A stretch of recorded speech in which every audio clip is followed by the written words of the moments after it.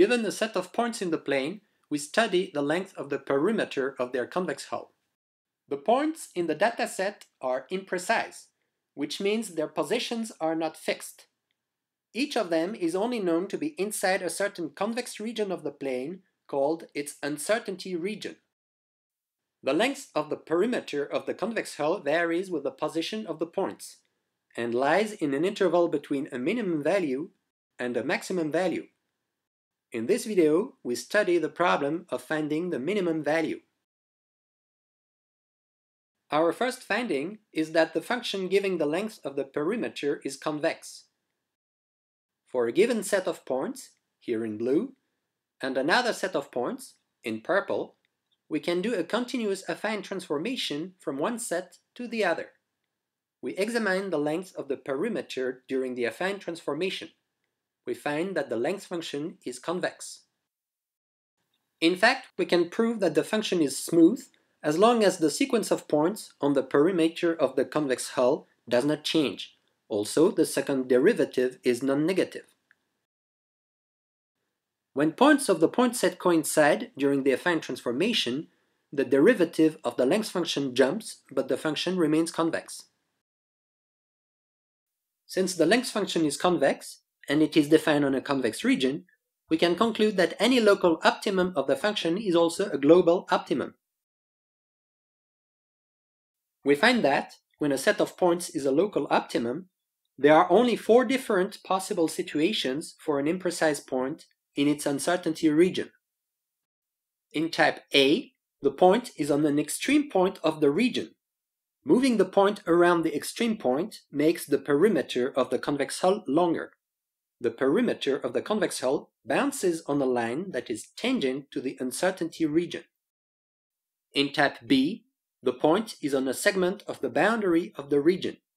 Moving the point around makes the perimeter of the convex hull longer. The perimeter bounces on the boundary of the uncertainty region. Type C can only happen when some uncertainty regions intersect. The imprecise points of both uncertainty regions are on the intersection of the boundaries of the regions.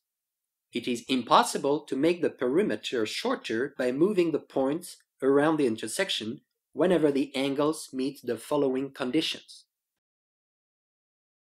Finally, points of type 0 are those that can move around freely without changing the length of the perimeter. We propose a method for finding an optimum based on maintaining each imprecise point in one of these 4 states. For simplicity, we demonstrate the method on uncertainty regions that are segments. We fix an imprecise point on the rightmost point of all uncertainty regions. Then we tie a rubber band to this fixed point and wrap it around all uncertainty regions. We simulate the motions of points moving in their uncertainty regions as they are caught by the rubber band and moved around by the forces exerted on them. During the process, the imprecise points are kept in one of the 4 valid states. The points flash red to indicate they change from one state to another. After the uncertainty regions are wrapped, we relax the rightmost point of its fixed position and let the elastic rubber band settle. During the process, only a small number of events can happen. The event 0 to A happens when an imprecise point is caught by the rubber band on an extreme point of its uncertainty region. The event A to B happens when an imprecise point starts sliding along the boundary of its uncertainty region. The event A to 0 happens when a point is freed by the rubber band as it moves. The event B to A happens when a sliding point is caught at the end of the segment it is sliding along. By keeping all points in a valid position during the process, we are guaranteed to find an optimum. When uncertainty regions intersect, we need more events to deal with the points of type C. When a point of type B is going to leave an uncertainty region, it becomes of type C, and the rubber band rotates around it until the point can start sliding along the other uncertainty region.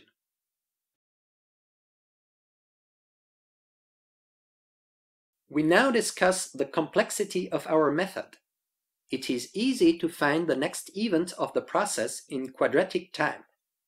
However, the number of events itself during the whole process can be exponential.